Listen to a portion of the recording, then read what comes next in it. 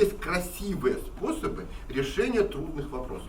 В Финляндии 6% шведов, всего 6. В Татарстане у нас примерно 50 на 50, там 42-46, но очень много тех и других. И у нас редкая возможность не допустить вот того, что есть рядом там, в других соседних республиках, у нас очень трудно подавить один народ другим, потому что 50 на 50. То есть естественная возможность жить в мире.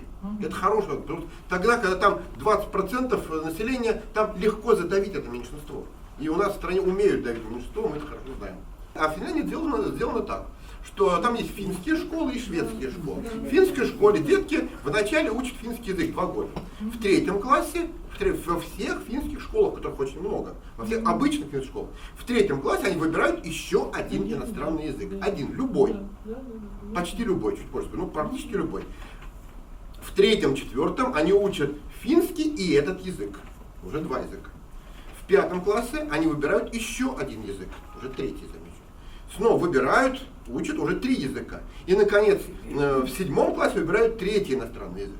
И они обязаны, именно обязаны, там было выбирают, здесь слово обязаны, 1 раз из этих 3 выбрать шведский язык.